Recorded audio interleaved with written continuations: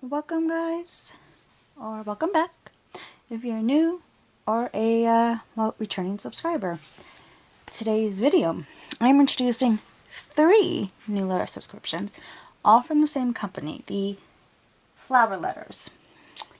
There are 3 different stories, so for this video, it is going to be the Audrey Rose collection.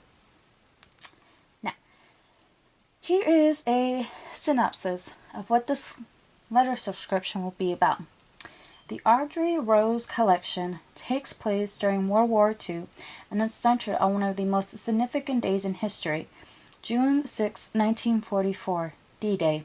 Audrey Rose Drollinger meets Corporal Charlie Henderson Burke at a 4th of July Army Ranger dance in Tullahoma,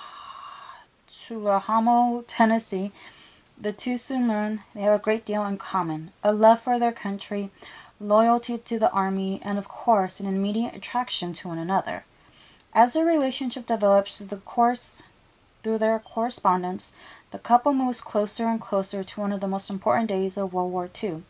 What neither foresees, however, is the significant role each will play in the day's events, and whether they'll both make it out alive. So let's start with the letter. July 5th, 1943. Dear Audrey Rose, well, I can genuinely say I never had such a swell time at an Army Ranger dance before.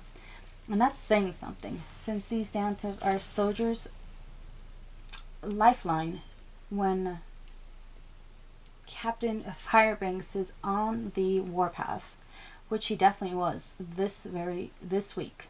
You think there was a war on or something. I still can't believe my luck at meeting such a fine gal as yourself last night, and one willing to dance with me every time I asked. You may have noticed I'm no jive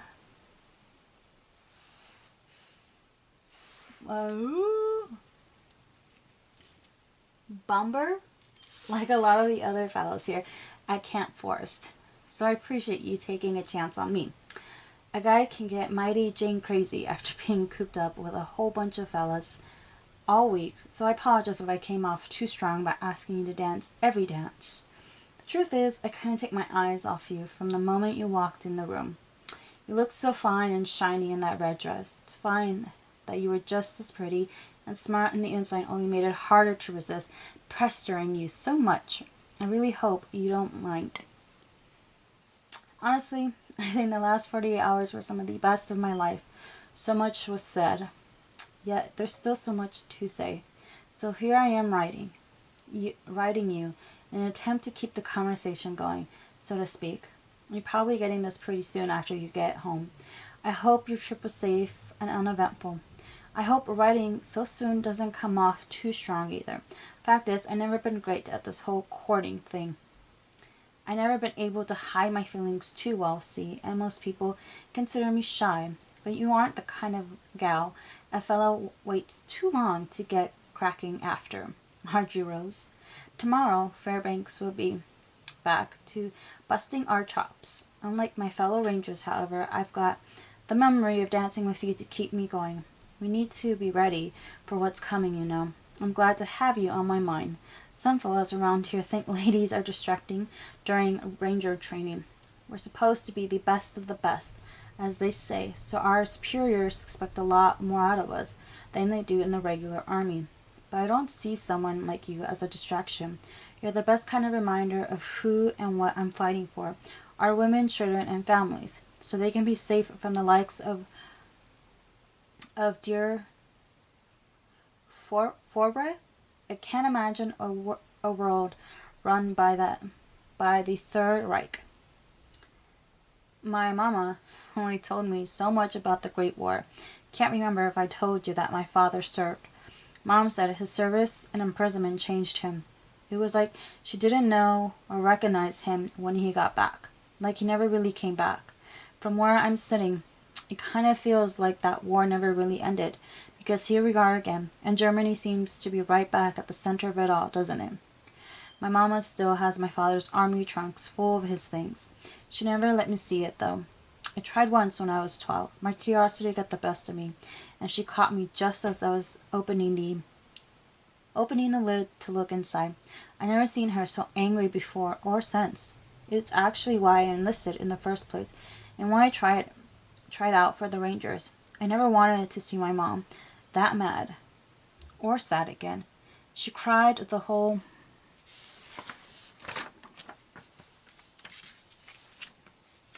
night. I never asked about my dad again after that.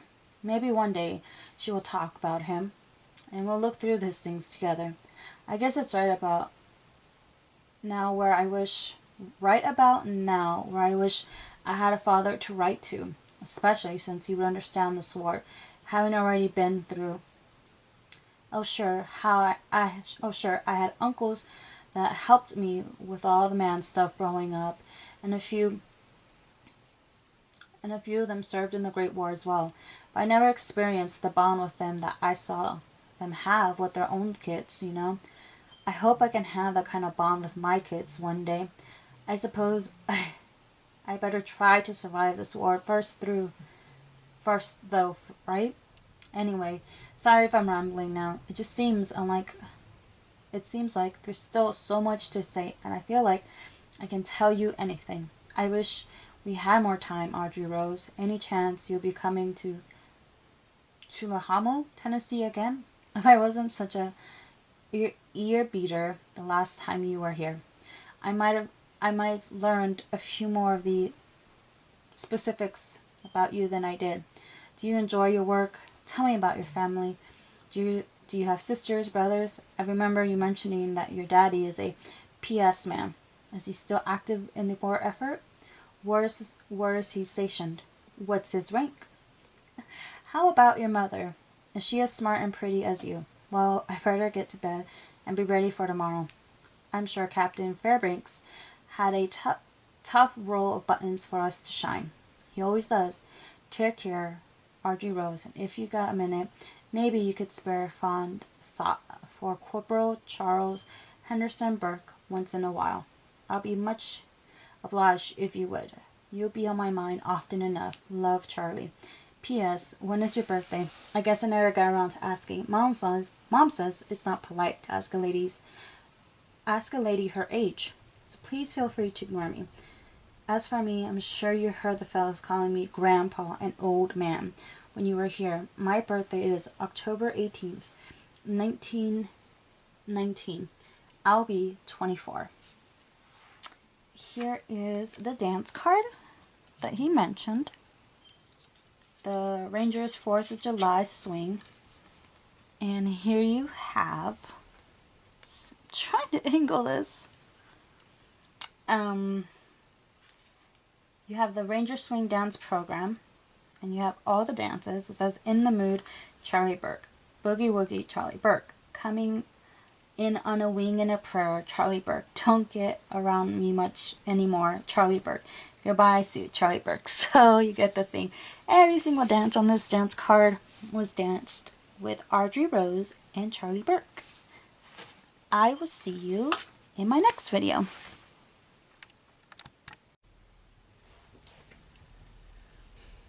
July 15th, 1943. Dear Charlie, I was hoping at least get the chance to pretend our time in Tennessee was nothing out of the ordinary. You know, like Charlie. Charlie who? Ah, yes.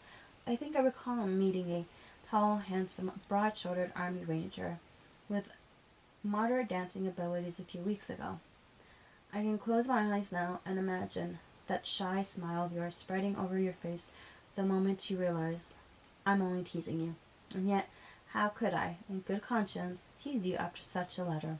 How could I make light of feelings that unsettlingly match my own so completely? The honesty of your letter took my breath away. It was so refreshing to not have to guess what our time together meant to you. I suppose I should have seen it coming after your directness at the dance. That straightforward way you politely told me you intended to ask me to dance every single dance that night. That's a flirt for me, by the way. That's a first for me, by the way, and quite frankly, I was flattered.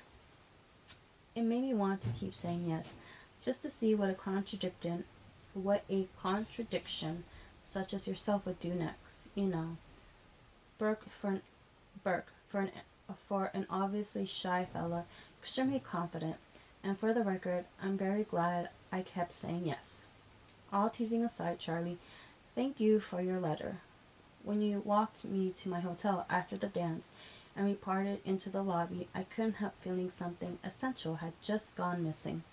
I feel like I should be more hesitant at being so open with someone who was a stranger to me only a little while ago. But like you said in your letter, I feel like I can tell you anything. I suppose that's why I haven't been able to get you out of my mind either. You're rare, Charlie Burke. I've heard our boys give a lot of different reasons for joining the war. Some for the adventure, some for the pay, other because their pals are joining up. There are even those who sign up merely for the chance to kill a Nazi.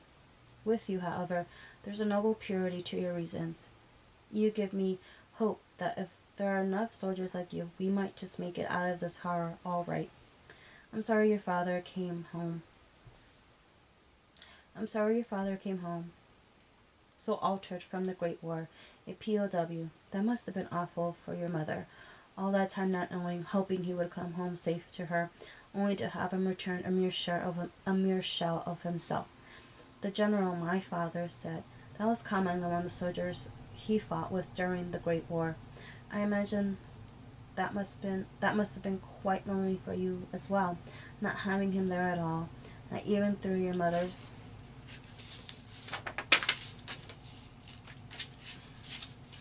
memories. After the dance, you said that he came home from the war, but that he passed before you were born. How did he die, if you don't mind asking? And if you don't mind me being even nosier, what was in your father's trunk? What was it that made your mother so angry when you tried to look inside? I only asked because my own mother passed when I was 13, and the general endlessly encouraged us to keep her memories alive. She was infinitely prettier than me, by the way. Having had her for a good portion of my childhood, I have many of my own memories of her to cherish. Thankfully, she was also a gifted painter.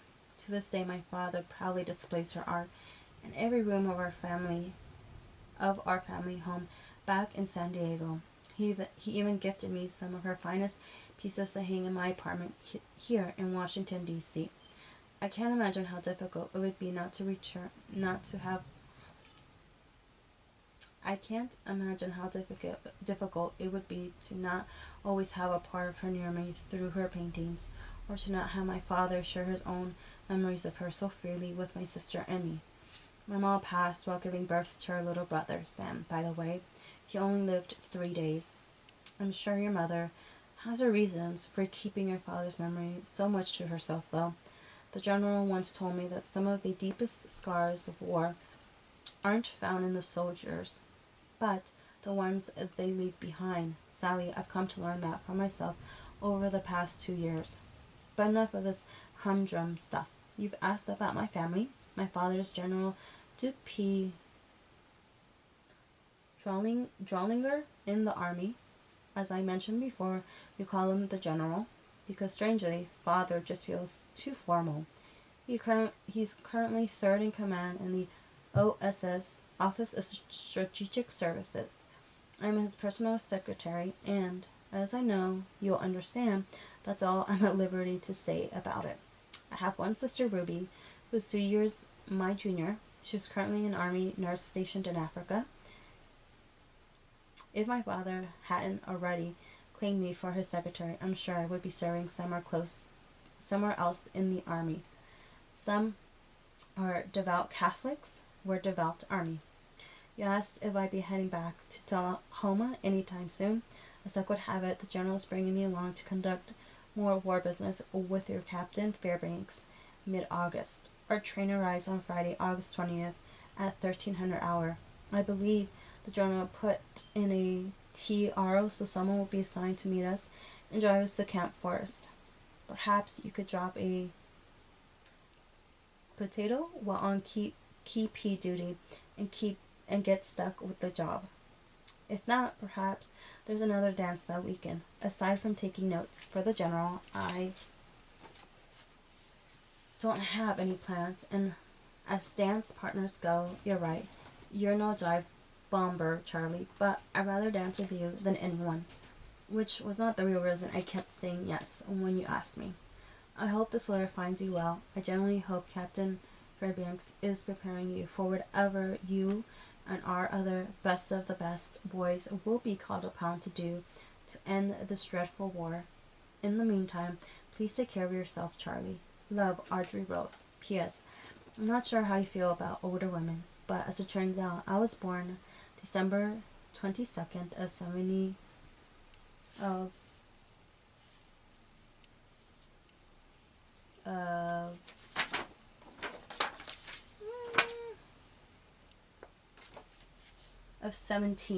Come to think of it, I'm not sure how I feel about younger men. Somehow, you just don't seem younger. You certainly don't look it. P.P.S. I hope the fact that the general is coming with me this time won't scare you away. He isn't one of those overprotective military fathers, you know. He trusts my judgment of men as much as he trusts my judgment in war-related affairs. Here is the postcard